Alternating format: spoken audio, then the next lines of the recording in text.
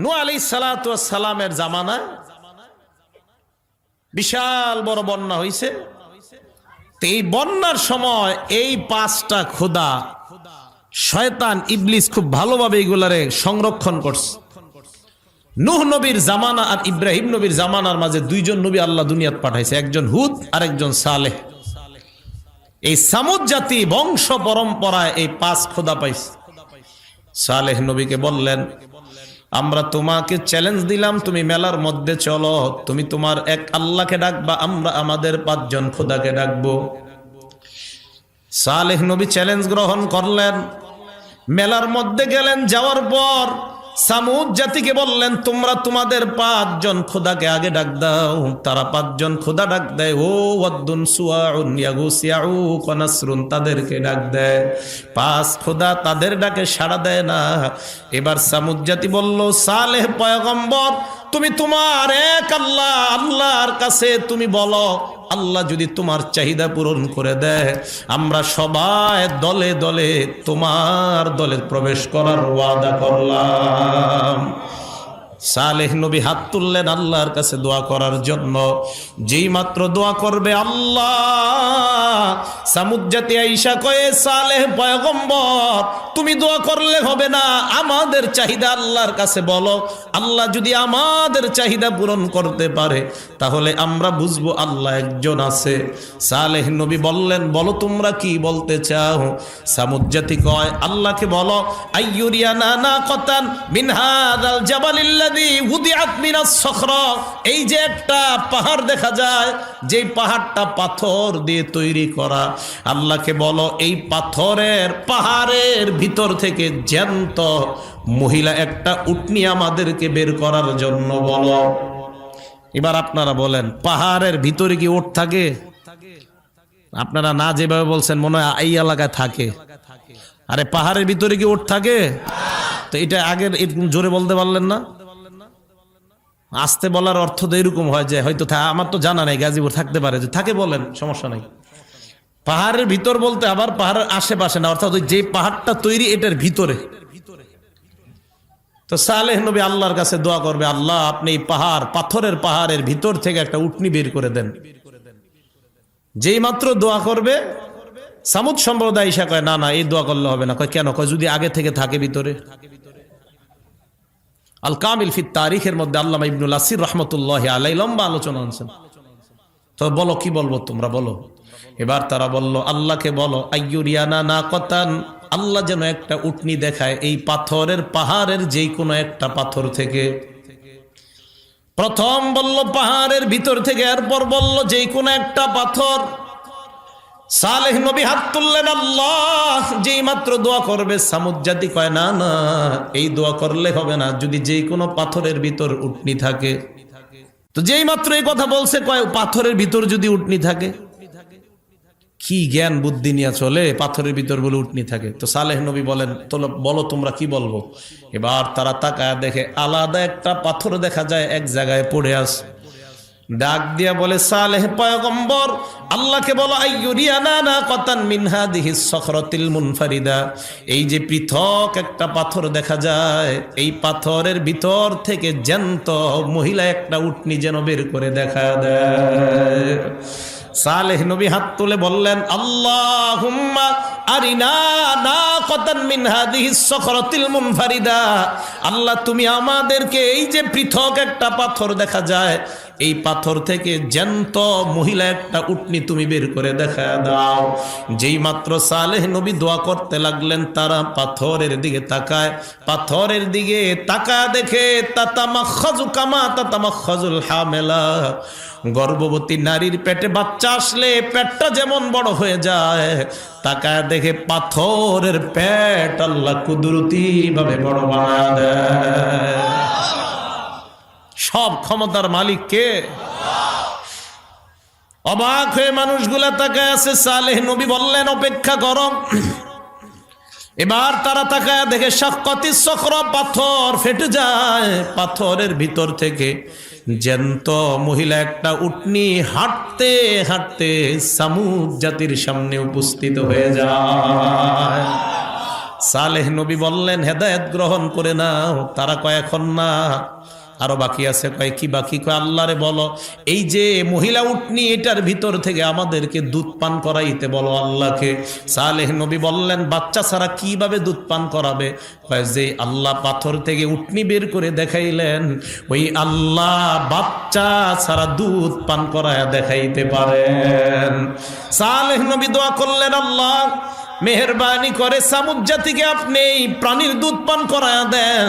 আল্লাহ বললেন সালেহ পয়গম্বর তাদেরকে বলেন তাদের ঘরের মধ্যে যত কলস ড্রাম বালতি আছে সব নিয়ে আসার জন্য বলেন। সামুদ জাতি কয় এটা আবার কেন?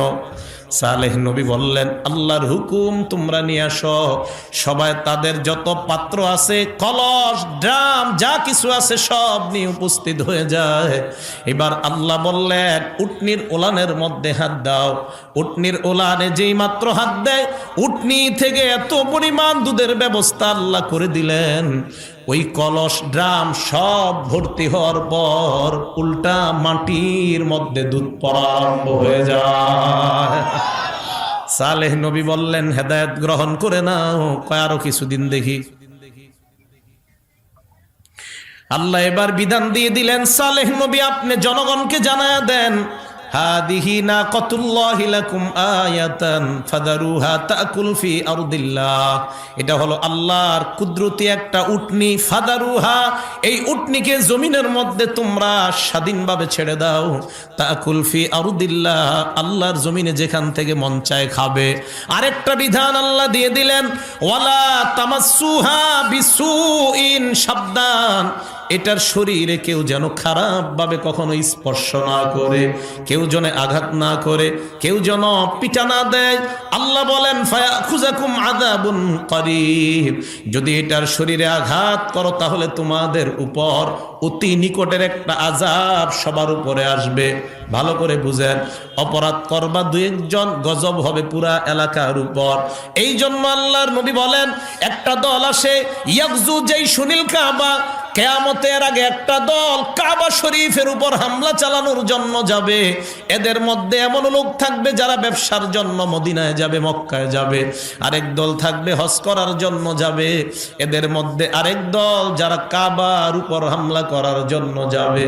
আল্লাহর নবী বলেন যেই মাত্র তারা কাবার কাছাকাছি যাবে আল্লাহ সকলকে ধ্বংস করে দিবেন। আম্মা জানা আয়েশা সিদ্দিকা বলেন ইয়া রাসূলুল্লাহ ওয়া ফীহিম মান লাইসা মিনহুম, এদের মধ্যে তো এমন মানুষ আছে যারা মূলত কাবা ধ্বংস করার জন্য আসে নাই। আল্লাহর নবী জবাব দেয় ইউবাসুনা আলা নিয়াতিহিম, এরা যদিও কাবা ধ্বংস করার জন্য আসে নাই এদের মনের নিয়তের খবর আল্লাহ জানে। যারা মূলত অপরাধের মধ্যে লিপ্ত না, কিয়ামতের ময়দানে সকলকে আল্লাহ উঠাইবেন নিয়ত অনুযায়ী আলাদা আলাদা করে। ভালো নিয়ত ওয়ালাদেরকে আল্লাহ জান্নাতের মেহমান বানায় দিবেন। অপরাধ একজন করলে গজব আসে পুরা এলাকায়। মসজিদ মাদ্রাসার উপর যদি অপরাধ করেন দুই চারজন গজব পুরা এলাকায় আসবে। কথা কি বুঝে আসছে? মসজিদ কার ঘর? মাদ্রাসা নবীর ঘর। এই মসজিদ মাদ্রাসায় যদি উল্টা পাল্টা কেউ তাকায় এটিও আল্লাহর কুদরত, আল্লাহর নিদর্শন। এই দিকেও যদি কেউ উল্টা পাল্টা দৃষ্টি দেয় তা আল্লাহ পাক রব্বুল আলামিনের জিহাদি মুজাহিদ বান্দা আছে দুনিয়ায় মুসলমানরা তখন বসে থাকবে না। নিজের শরীরের শেষ বিন্দু রক্ত দিয়ে বাতিলদের সাথে সার্বক্ষণিক ওলামায়ে কেরামের সাথে এক হয়ে জিহাদে লিপ্ত হতে মুসলমান রাজি আছে, কোনো সন্দেহ নাই। সালেহ আলাইহিস সালাতু ওয়াস সালাম তাদেরকে জানায় দিলেন কেউ কিন্তু খারাপ ভাবে এটারে ধরবা না। এই কথা বলার পর সালেহ আলাইহিস সালাতু ওয়াস সালাম বলে দিলেন এলাকায় দুইজন খারাপ মহিলা ছিল। এই দুই খারাপ মহিলার কাছে প্রতিদিন দুইজন খারাপ মানুষ অপকর্ম করার জন্য যাইত। ওই দুই মহিলার কাছে গেছে, যাওয়ার পর মহিলা দুইজন আজকে আমাদের সাথে অপকর্ম করতে পারবা না। কয় কেন? আগে এক কাজ করতে হবে, সালেহ নবীর আল্লাহ যে উটনি দিছে এই উটনিটাকে হত্যা করবা। বলেন নাউজুবিল্লাহ। বলেন তো হত্যা একজনে করলে গজব আসবে পুরা সবার উপর। এই দুইজন হলো একটু খারাপ প্রকৃতির। তারা বের হলো, বের হওয়ার পর চিন্তা করলো, হায় হায়, এখন যদি এইটারে হত্যা না করি তাহলে তার অপকর্ম করতে পারবো না। তারা এবার ভাড়াটে ডাকাত তালাশ করতে লাগলো। আল্লাহ এই কথাটা কোরআনে বলছেন, وكان في المدينة 9 رهط يفسدون في الأرض ولا يصلحون। এলাকায় 9 জনের একটা ডাকাত দল ছিল। এই 9 জনের ডাকাতের সন্ধান তারা পেয়ে যায়। এদেরকে তারা তালাশ করে তাদের কাছে গিয়ে বলে, ও ডাকাত ভাই, টাকার বিনিময়ে একটা মার্ডার করতে পারবা কিনা? ডাকাতরা জবাব দেয়, আমরা টাকা পাইলে সব করতে রাজি, বলো কি করতে হবে?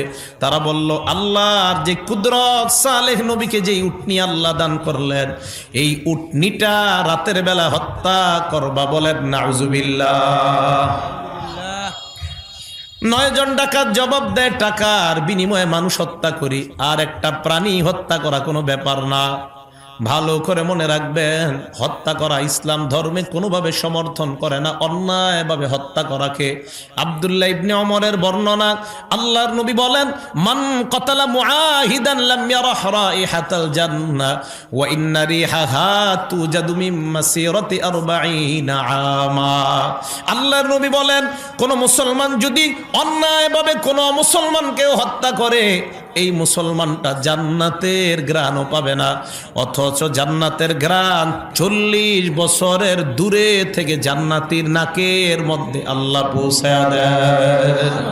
হত্যা করা যাবে না, এটা অন্যায়, এবং হত্যাকাণ্ডকে সমর্থনও করা যাবে না, এটা অন্যায়। কেন সমর্থন করা যাবে না? যে যাকে হত্যা করবে, বুখারী শরীফের বর্ণনা, আল্লাহ রাসূল সাল্লাল্লাহু আলাইহি সাল্লাম বলেন, আকবরুল কাবাইর, সবচেয়ে বড় কবিরা গুনাহ 4টা। 1 নাম্বার আল ইশরাকু বিল্লাহ, আল্লাহর সাথে শিরিক করা। 2 নাম্বার কতলু নাসামা, অন্যায়ভাবে কাউকে হত্যা করা। 3 নাম্বার উকুকুল ওয়ালিদাইন, পিতামাতার নাফরমানি করা। 4 নাম্বার কাউলু যুর কানা মুত্তাকিআন সুম্মা ক্বালা ওয়া শাহাদাতু যুর, 4 নাম্বার মিথ্যা কথা বলা। নবী এইভাবে ছিলেন, হেলান দেওয়া, উইঠা বললেন, মিথ্যা সাক্ষী দেওয়া, এটাও বড় অপরাধ। তাহলে এই হত্যাকাণ্ড, এগুলো ইসলাম সমর্থন করে না। তো এরা 9 জন ডাকাত কয়, কি ব্যাপার না, টাকার বিনিময়ে মানুষ মারি আর একটা প্রাণী মারবো, এটা কোনো ব্যাপার না। রাতের বেলা গেছে। এই 9 ডাকাতের মধ্যে একজনের নাম কুদার। বলেন কি নাম? কুদার, কফ দাল আলিফ র, কুদার। তাফসিরে জালালাইনে তার নাম আসছে, নাম কি? কুদার। 9 জন ডাকাত যায়। যাওয়ার পর কুদার নামক ডাকাত সর্বপ্রথম উটনির উপর হামলা চালায়। ডাকাতরা উটনিটাকে রাতের বেলা হত্যা করার পর সকালবেলা এলাকার মধ্যে খবর ছড়ায় যায়, আল্লাহর কুদরতটা কারা জানি হত্যা করছে। সবার মধ্যে আতঙ্ক। এখন আযাব যদি এলাকায় আসে, সবার উপর আসবে। সালেহ নবীর কানে যায়, পয়গম্বর, কারা জানি রাতের বেলা আল্লাহর কুদরতটা হত্যা করছে।